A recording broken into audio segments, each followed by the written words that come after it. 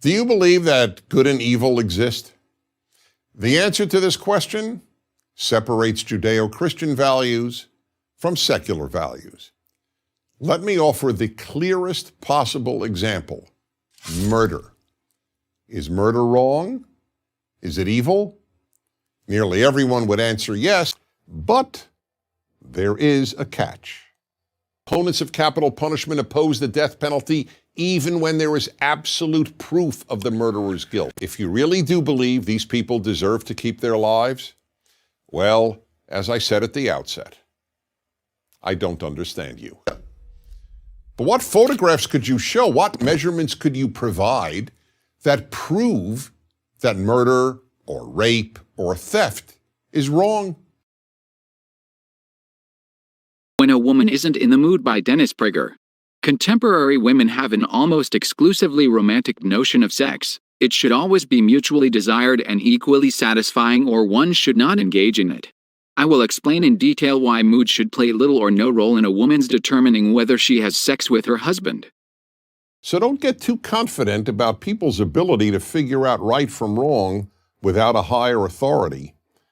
It's all too easy to be swayed by a government or a demagogue or an ideology, or to rationalize that the wrong you're doing isn't really wrong. The decision to go to war in Iraq received broad support in Congress from both Republicans and Democrats, and again, for good reason. Judeo-Christian values are predicated on the existence of a God of morality. In other words, only if there is a God who says murder is wrong, is murder wrong. The Vietnam War is usually written off as a colossal strategic blunder and a humanitarian disaster.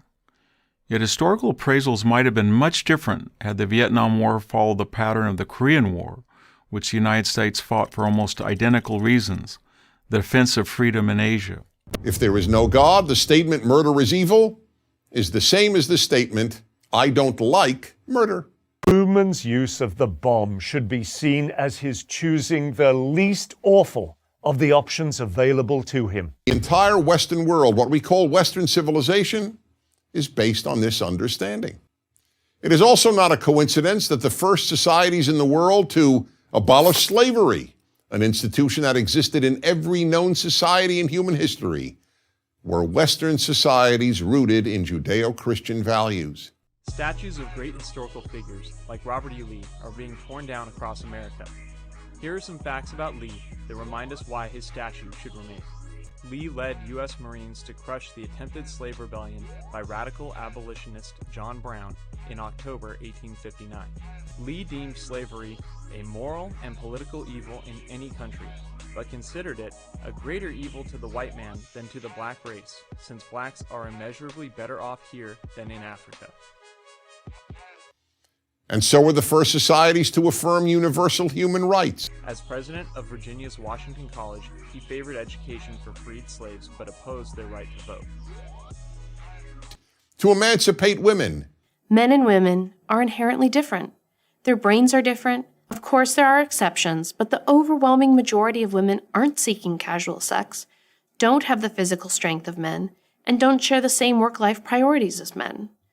The longer we allow the obvious to go unstated and undefended, the worse it will be, for boys and girls, and for men and women. And to proclaim the value of liberty.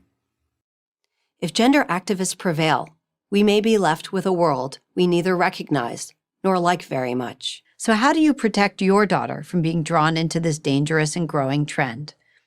First, limit their exposure to social media as much as you can. Second, oppose the teaching of gender ideology in your kids' school. Third, and most importantly, remember that a teenager is still just a teenager. You don't have to agree with every identity proclamation your daughter comes up with. I'm Abigail Schreier, author of Irreversible Damage, The Transgender Craze Seducing Our Daughters. So then, which is it? Is murder wrong or not? The answer is not obvious. I am morally confused. I'm Dennis Prager.